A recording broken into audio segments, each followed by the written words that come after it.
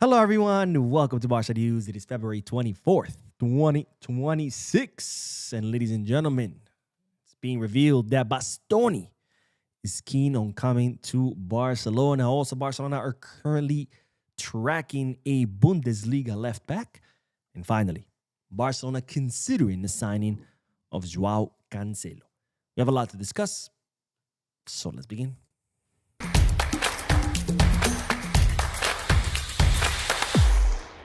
Hello everyone, welcome to the channel. My name is Bo. And we'll begin this video with a very, very important salute. And that is to our one and only Hansi Flick, our coach.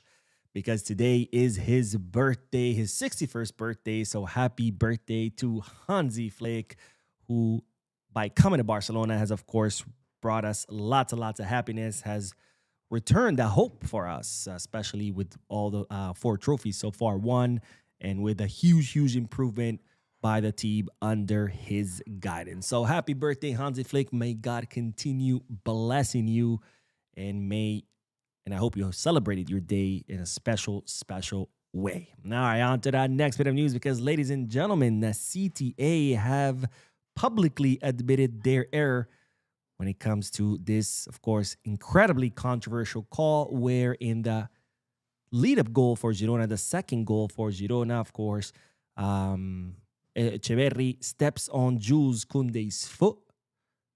The referee misses it. Girona end up scoring a goal. And this, of course, should have been ruled out because this was a clear foul in the build-up to that goal. And then VAR reviewed it, and they too missed it. And as a result, Girona ended up defeating Barcelona, and Barcelona ended up dropping 3 points, even though this goal, again, should have clearly been disallowed. Now, the CTA have publicly admitted the following. VAR considers it an action open to interpretation by the referee, but if a player steps on an opponent with unnecessary force, it must be penalized. According to the Technical Committee of Referees, the CTA, the Girona striker recklessly stepped on his opponent, taking him out of the defensive play. This infraction should be punished with a foul and a yellow card. VAR should have intervened as it was an obvious, clear, and manifest error. So there you have it, folks. CTA admitted this gruesome mistake, which of course cost Barcelona the loss, or that match, or at least a draw, because that could have ended 1-1. And as a result, Barcelona ended up dropping the second place behind Real Madrid. Thankfully, Madrid dropped points against Osasuna, and we were able to climb to the top of La Liga table. Now, Barcelona posted the following on their Twitter account after the CTA announced or admitted their mistake. And it said, owning a mistake is a big step. Avoiding it is the next. And, of course, showing pictures of the foul leading up to Girona's goal. Now, I got to say, this, of course, sucks because the CTA is admitting a clear error. And guess what? They're not going to give us the point back.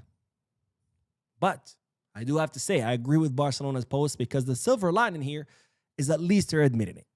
Because if this was a few seasons ago, they wouldn't have said anything. They would have just pretended like it was all fine and dandy. They would have said there was no mistakes. We stand by our referees, and they would have moved on. At least here, they're admitting it. Now, it still sucks because, again, nobody's going to give us that point. But at least they're admitting it, and I guess that's a step forward, because in order to fix a mistake, you first have to admit that there's a mistake. So let's hope that the CTA and the referees will learn from this mistake. That way it doesn't happen again. Like Barcelona's post says, admitting it is a big step. Avoiding it is the next. And let's hope these refs and the CTA take the next step, because mistakes like this, these gruesome mistakes, are very, very consequential. I mean, again, it cost Barcelona a point. It cost us the first spot of La Liga. Thankfully, we're back on top. But what if this wasn't Barcelona? What if this was a team fighting relegation? And what if that 1 point could mean a difference between staying in La Liga or getting demoted to second division? You're talking about millions and millions of euros lost in revenue if they get demoted. Not to mention, a lot of players have clauses in their contract that if their team gets demoted to second division, they can leave for free. So you're talking about millions lost in revenue, players that could end up leaving your team, and all what? Because your referees are too stupid to do their job? I mean, these are people's livelihoods we're talking about. What if it was a team that's fighting to making it to a European spot, whether it's the Champions Conference or League or Europa, sorry, whether it's the Champions League, Europa League, or the Conference League. Again, that 1 point can mean a difference between millions in revenue and zero. I mean, it's crazy.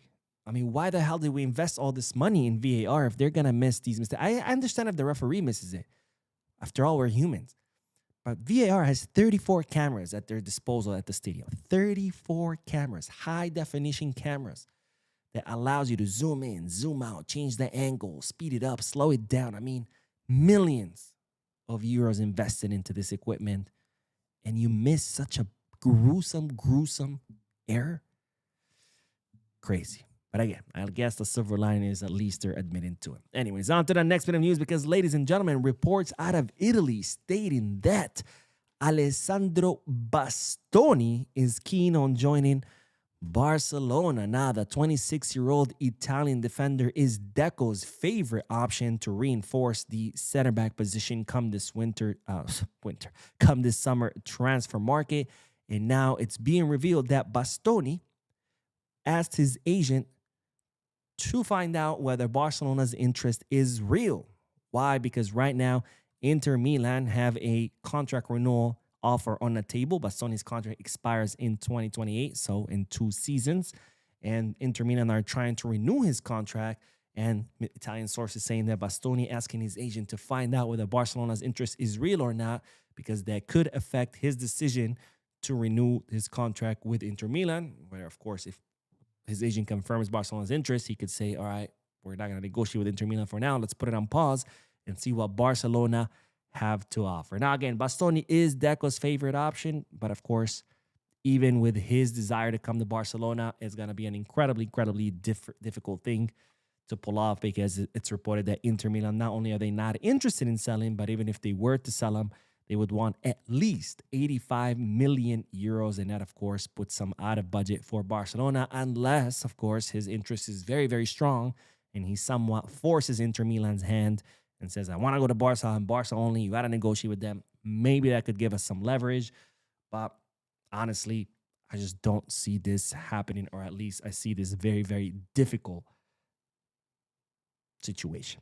Anyways, speaking of defenders, ladies and gentlemen, it's reported that Barcelona are currently tracking and interested in a Bundesliga left back who's no other than Nathaniel Brown. Now, as you know, Barcelona are considering reinforcing the fullback positions, both left and right, all depending, of course, on how much money is left over once they sign their two priorities. Number 1 priority is, of course, center forward.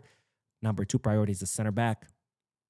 There's also the left wing, but it looks like it's going to be Rashford, so Barcelona not going to have to go to the market. But once those positions are filled, the money spent, players registered, if Barcelona have enough money left over and enough financial fair play left over, they could look to reinforce the fullback positions. And it's reported that one of the players they're considering to reinforce is Nathaniel Brown, that 22-year-old left back currently plowing his trade at Eintracht Frankfurt, where so far he has scored 3 goals, provided 6 assists in 31 matches, and his good performance has in fact earned him his debut with the German national team, where he debuted in October against Luxembourg. Now, Hansi Flick has reportedly recommended to the club the signing of Nathaniel Brown.